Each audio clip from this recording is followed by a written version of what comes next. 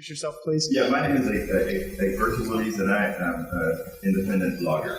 I kind of wrote it down when everybody's book. I love what you all had to say, specifically the last few lines that you said about not using the assimilation process, because yes, many Latinos can pass and be assimilated. I am a Latino. I can't pass to be assimilated. With that said, in that regard, then I wonder if race is a social construct we're really, is it not true that we're perpetrating the supremacist construct, right? Mm-hmm. By even having these different groups as they are. In other words, we decided that we're going to have a Latino group, we're going to have an African American group, we're going to have an Asian group. And you kind of wonder then, aren't we perpetrating the divisions of the master? And Latino becomes more complex because, again, Latino ain't no race. Mm-hmm. So I just thought that might work. So interesting question on the table about if race is a social construction. Are we not reifying it? Are we not reinforcing some non-social, some sense that it's biological or essential when we organize? Interesting question. Okay, let me take two more really quick, please. My name is Zafia. I'm an organizer for SKU in Los Angeles. And there's this real tension between Latinos and Black folks, and it's not perceived, right? There's a lot of communities that are historically African American and are now becoming increasingly Latino. And so there's this sense of sort of like competition for resources.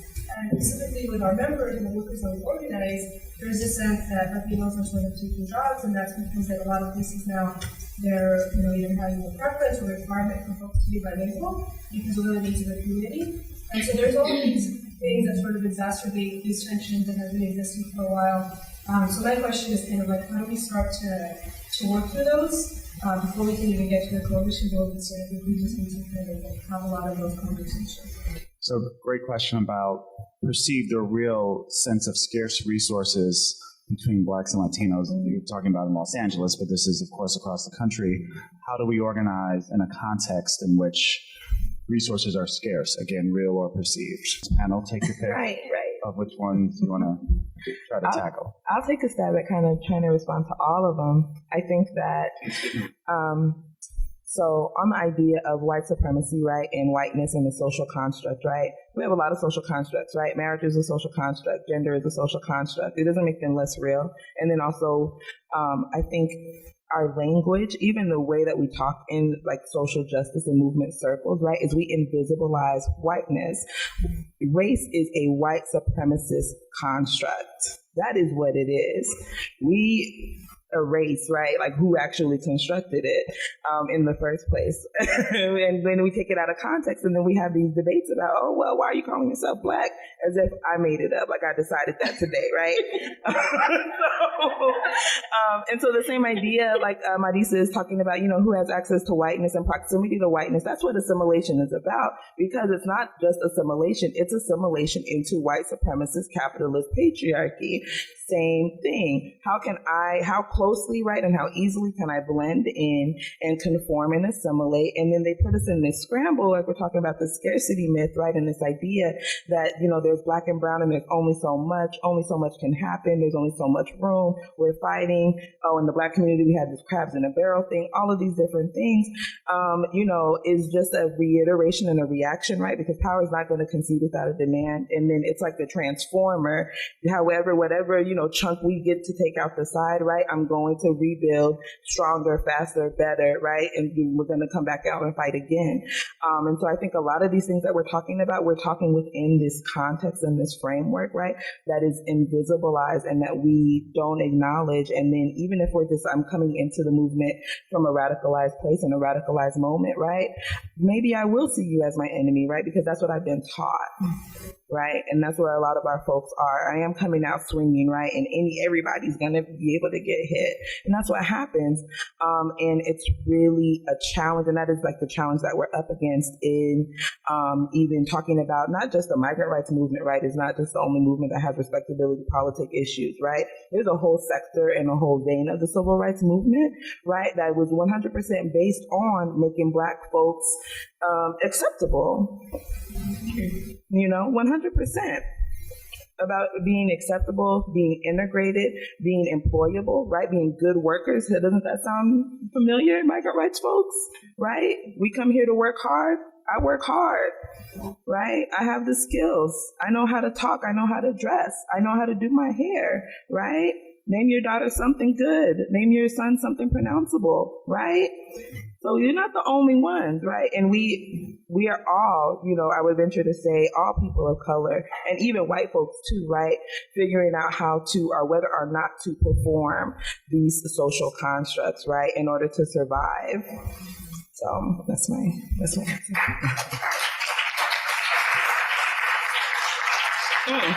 And yes, there are projects that work on multiracial coalition building. We are building an initiative with Culture Strike that is talking about how do we, envision and imagine, right, a multiracial, multiracial life, multiracial world, and multiracial movement. Yeah. Cool. I'll go really quickly. One thing just to, yes, check to all that. And just one thing to add, I think then how this plays out in terms of movement strategy. So people opting for, that was more at the individual level. But then I think when you look at it at a society level and like movement strategy level, it's almost like this is like a little clearly I'm not changing my day job to become an artist, but this is like a spectrum, right?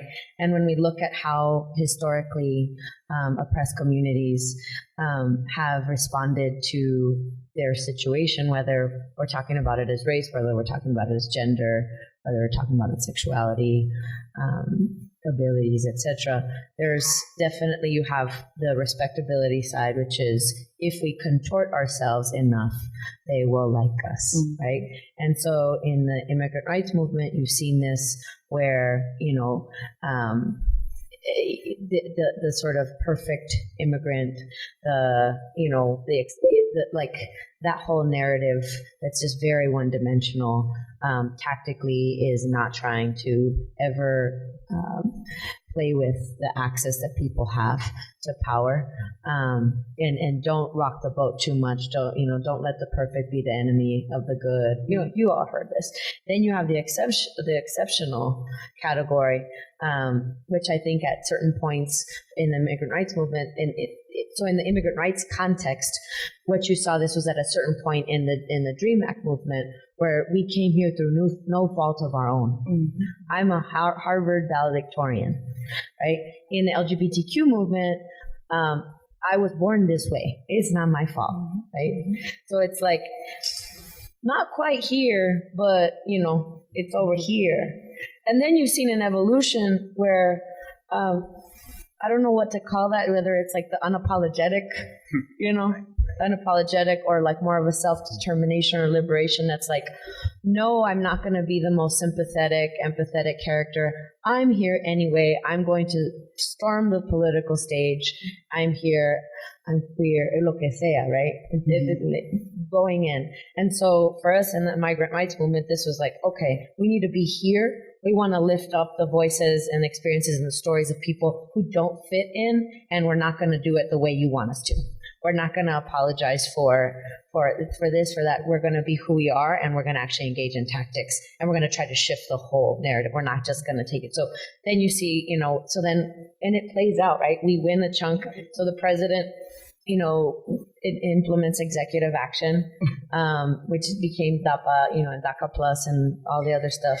And, but in the speech, which was heartbreaking for us to see, because it was just literally cutting in half, our community. And we saw it in the room we were in, but, it was, families, not felons. It was just very clear. These are the people who don't deserve. And so when I was talking about it, it's like, we've got to not fall for that deserving, undeserving. Across civil society, across sectors, across communities, that line is always there. And I'm saying we need to try to break it. We need to try to not, like, in our organizing and in the practical nature of organizing, where we're always trying to move that and include more people. But really, in terms of our long-term movement building and our day-to-day work, we have to figure out how do we actually break that dichotomy. Yeah. I guess, yeah. We'll blow up the chart too so you can see it somehow. Or we'll tweet it. We'll take a picture and tweet it out. I wanted to speak specifically on the question from the sister from SEAU and then the question around labor and the competition because, I think specifically in the South too, like that's LA, but like you said, Dorian, is happening everywhere. And that's always the sort of, I feel it really as an excuse to like paralyze ourselves. It's like, well, we got to figure out what the Black workers want and then what the immigrant workers want. And it's different, and keep them separate. And then because they see each other as competition. So we as a union, like we got to figure out how to respond to the needs of both. Right. And there's a lot of problems with that. So I guess I want to offer some just ideas on that. So one is that really the question is the lack of political education, right? That it just happened, that there's narrative, that there's messaging, that there's real money being invested in making us believe that we are supposed to be competing with each other. Mm-hmm. And so I think that also speaks to sort of the responsibility of the labor institutions to take that on in a serious way and make it much more of a real political education. And I know there are several, affiliates that are doing that. And then part of it is like we gotta walk the talk, right? Like we gotta demonstrate it by how we even do it. And yes, I'm also not gonna say that then it's like kumbaya, you bring everybody together and it's fine. There's gonna be moments where there should be spaces that are Black led, that are for Black workers, and they need to have that space. And there is gonna be times where we need to have conversations with the, Latino or immigrant workers, and also should have organizers that look like them, helping them facilitate those conversations on both ends. But we have to push ourselves to figure out how do we bring them together and how do we create the space, literally, like with interpretation in the room, with what visuals. How are we having these conversations? Like those things matter. People are not just gonna sit through 2-hour meeting and just hear a speech about how we're supposed to work together without like a real process of really understanding that in a real way. And that's our jobs as organizers, to get it together and do it in a real way where we show it, right? And that means we gotta get creative. And how do we decide when is it those separate spaces? When do we bring them together? How do we create the right environment for that conversation? And that's really the hard work. And then lastly is we have to also show it through the leadership, right? We can't have a union that is mostly run by white men talk about how the membership is competing with each other and they're Black and brown. Like there's a real challenge we got to pose there, and a question of if we're going to do this and if we're going to do it right, then we got to talk about representation too. And I'm not trying to dilute it to just representation politics. Like that's not what I'm saying, but I'm saying like we got to hit it from all angles. It can't just be one dimensional, and that's really the hard work. Check, retweet. favorite, retweet. I don't think there's too much more for me to add. I think the one thing that I've been thinking about is this notion of, my political education was ethnic studies. And so even thinking about how are we providing culturally relevant, culturally competent public school education to folks so that we actually are relearning our actual histories and to decolonize our minds and to actually, really also have a chance to also revision like what we could actually do together moving forward. And so I in my head, I think of us really trying to really make those different connections. And I think even to the scarcity question, I think part of what we've been doing in our work is trying to connect some of these dots of these different issues. So I talk about, mass incarceration is connected to mass deportation, is connected to the heinous conditions in detention centers, is connected to the privatization of education, is connected to the pushback from corporations to not give people a minimum wage, is connected to all these different things.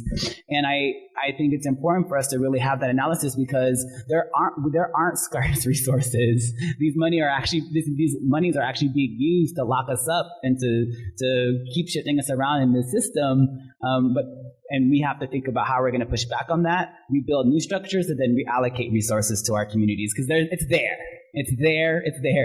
So I think that is the other part is like once we're able to do those, things and understand that history and how we went from slavery to mass incarceration in prisons and detention centers now and what the evolution is, that is when we can become more politicized and be able to be in a place to be more forward thinking. And I think that's the other piece and where I think arts and culture is important.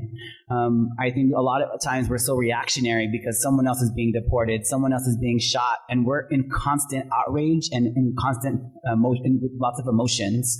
We're upset, we're angry, we're sad. We just want to be with our family and friends. We want to just be able to stop having to think about someone else being shot, killed, deported, XYZ again. And so I think an art and culture has been able to be a healing space and provide space opportunities for healing. But I think the other piece is now, how are we actually going to think about the world that we want together? And how are we going to be a lot more proactive and visionary in how we are actually projecting what we want the world to be like? And I think that is where many artists and culture shift and narrative folks have really come in to kind of bring in these different elements into our work, and that not everything has to be formalized. Not everything is actually done at a conference and during a panel and in those kind of formal spaces. Many of the times it's at the club or in the hallway or in, at the taqueria.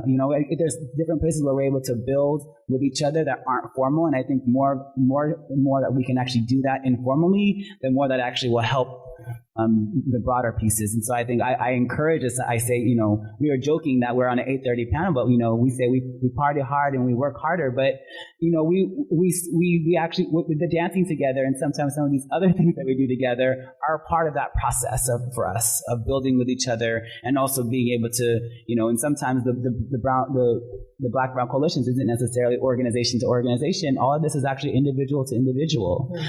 I know Nady at the AFL-CIO. I know Tia at Baji. I know Marisa at Not One More. So therefore, what does that mean for what we can be able to do to move our institutions, but to really move our people forward?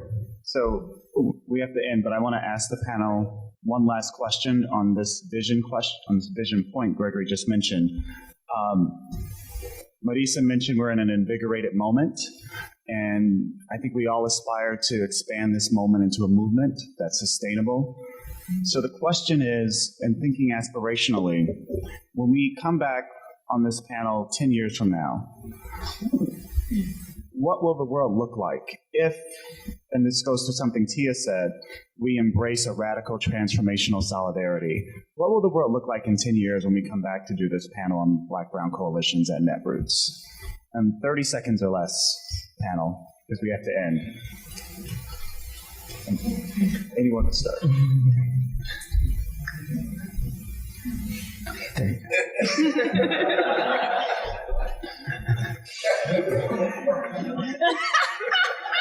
you go. We'll be at the club. Right. So celebrating lots of victories, smoking the joy. Okay. Exactly. For real talk, Dorian, that is what it'll look like. The Black Brown Coalition panel will be a party, right? Where we're eating and singing and drumming and dancing and, really celebrating like the victory that our movements have won, right? Mm-hmm. That's mine. We won't need another panel on Black Brown coalitions. Right. It'll be the Black Brown Festival. I want to say something because we're talking about like the perfect, moving away from like the perfect or like the idea of purity. And I want to say as a woman of color that I have a problem too with having to pursue my own identity. Right? So like I want to talk about like activism and I'm getting away from like, the perfect activist, right? Like where's the activist and like just like all of these things. Because I just think it's like we just need to embrace the fact that we have internalized our own oppression, right? And that we feel excluded differently. Yeah. And that we don't have to consume our own identities. And so when we're like, this gets to the question of authenticity. Right, who's authentic in the movement, right? You have to move a certain way. You have to perform your blackness, and so we're dealing with all these pressures to perform whiteness, and then on one end to wear the feather earrings, or because otherwise you're not being authentic to yourself. And so I think we also have to resist that, right? Because like our cultures are fetishized and they're sold to us, right? They're like repackaged and sold to us, and we're being asked to also consume that. And so if I want to crush patriarchy in heels, like let me do that. And so I think we just have to the idea of like we are complicated beings, and we shouldn't demand from like our fellow activists that we perform a certain role, because so much of this world is performance. Like perform your identity, perform your like everything. So I just think we have to talk about those things in these spaces like that. There isn't an ideal activist at when we become those people, and that you're willing to have a really complicated conversation. Thank you for that. All right, we are out of time, so I'm going to give the other three a chance to just go back to the aspirational part. What will this look like? What will our movement look like? What will the world look like 10 years from now? I'm going to be Thank you for that intervention. The blanket here. I think we'll have new problems. I think we'll have new contradictions. I think what I first thought of was definitely I thought of the club, but I also thought of like, what I think we're going to see the cultural shifts from this years from now. And so I really hope to see like prose, poetry, music, art that reflects this moment, because we're actually it's happening now with the ripple effect. So I think there'll be real cultural shifts, but I think at the end of the day, 10 years from now, like I hope that we can all look back and feel like we were on the right side of history, and that we left this place a little better, and that we weren't just stewards of the victories and the advancements of our ancestors, but that we advanced it, and for the next generation to come. And like some folks actually in this room know this about me. Like I'm all about like, but what does this mean? What does this look like? What are we really gonna do? So I think in 10 years, like I want to be able to have a conversation about what we did, how did it work, and how it didn't work, and less so about the coalitions, but actually the work, and what did it look like? What do we need to do better next time?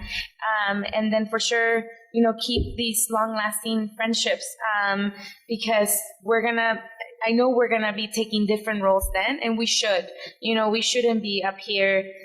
There will be lots of new people and new generations of organizers that, I want to be able to spend time to just share what I've learned, and I think that's part of it. And lastly, I think the question I've been really grappling with has been, especially with your question right now, Dorian, about the 10 years, is it like really coalitions or is it alliances? And that for me, the definition is like long-term, like I want to align and build with folks for long-term, not in this moment. We need some like urgent crew coming together to respond, but in the long term, what does that look like? And I think it looks like really rolling up our sleeves and doing the work, and it's not going to be perfect, and that's okay. We're going to have to learn by doing.